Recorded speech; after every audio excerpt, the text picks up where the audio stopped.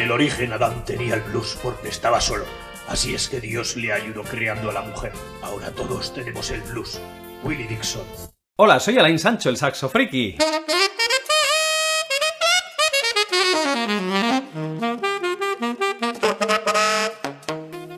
Hoy voy a hablar sobre la historia del jazz, que está estrechamente ligada a la historia del saxofón.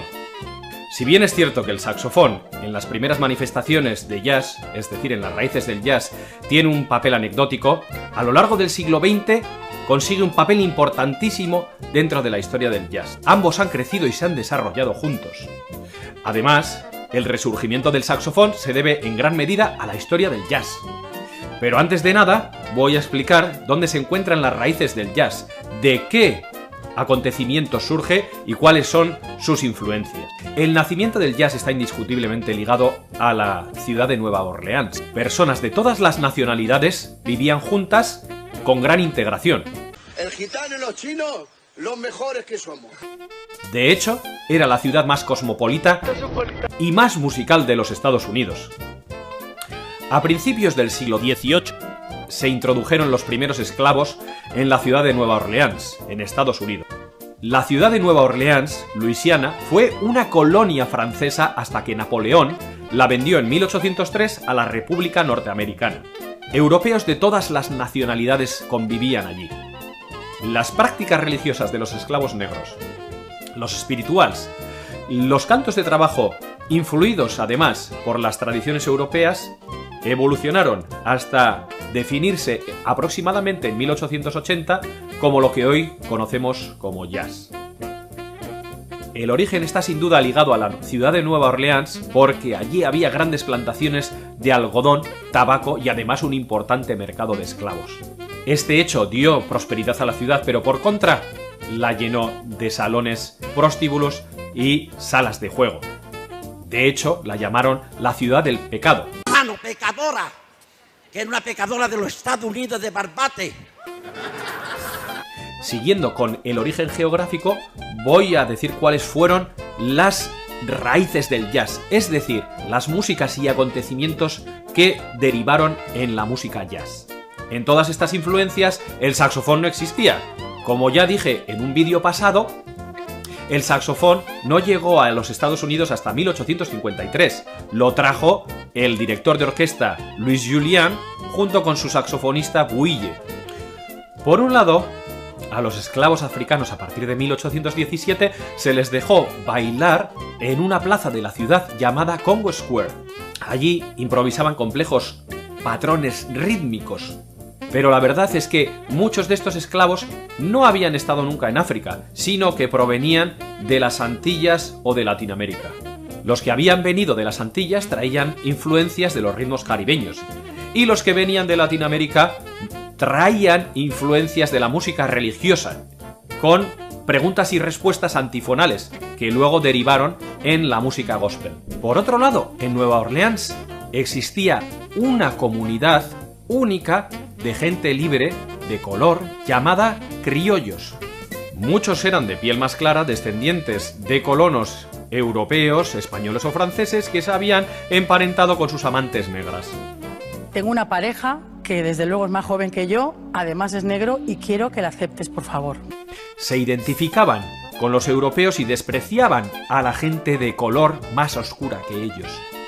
Algunos incluso tenían esclavos. No me lo puedo creer. Muchos de ellos tenían una formación musical igual que los europeos, de música clásica. Además, la ciudad tenía predilección por las bandas de desfile, las bandas de instrumentos de metal. En estas bandas participaban gentes de diferentes razas. Bodas, funerales, días festivos, el Mardi Gras, todo se celebraba con desfiles. Con el tiempo, los músicos comenzaron a tocar también en barcos de vapor que surcaban el Mississippi. Con el fin de la Guerra de Secesión, en 1865, los negros pudieron adquirir instrumentos a muy bajo precio que se habían utilizado en las bandas militares. Estos instrumentos, sobre todo, eran el clarinete, trompetas, cornetas, trombones e instrumentos bajos de metal como la tuba o el ophicleide.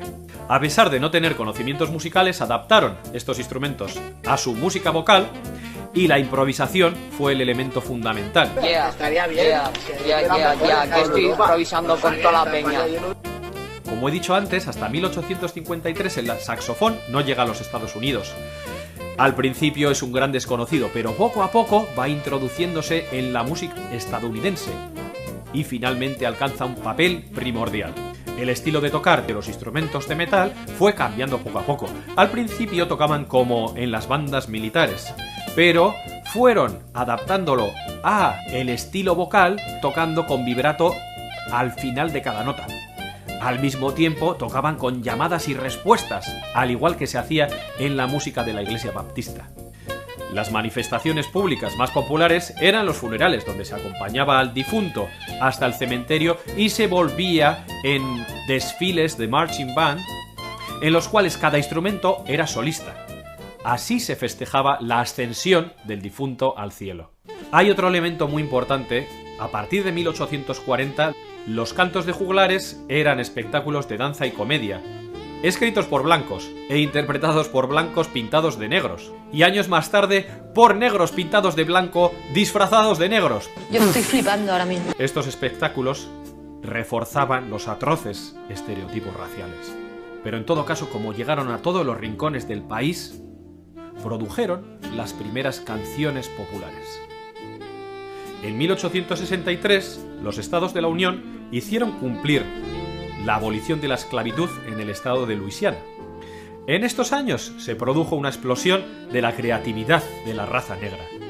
No obstante, en 1877 las tropas del norte se retiraron y otra vez las leyes blancas se impusieron de una forma cruel, mediante el Ku Klux Klan, los linchamientos y la división de la cosecha. Se les llamó con un nombre de un éxito de las canciones juglares de antaño. Se les llamó leyes Jim Crow. En la década de 1890 llegó a Nueva Orleans el ragtime. Esta música tuvo gran éxito, porque mientras a los jóvenes bailarines les encantaba, sus padres lo odiaban. ¿Os suena de algo? La música de antes era mejor. Bueno, la música de antes era mejor, chaval. La música de antes era mejor. La música de antes era mejor. La música de antes era mejor.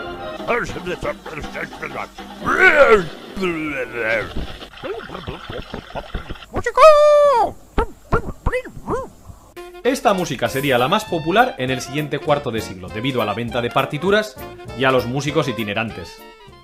En la misma época en la que coincide esta música tan sincopada, los negros que viajan desde el estado de Mississippi traen consigo el blues. El blues tenía una estructura muy simple, creada prácticamente con 3 acordes y en secuencias de 12 compases, con letras de contenido profano. En contraposición con el jazz, el blues era fundamentalmente vocal y se acompañaba con instrumentos normalmente de cuerda como el banjo o la guitarra.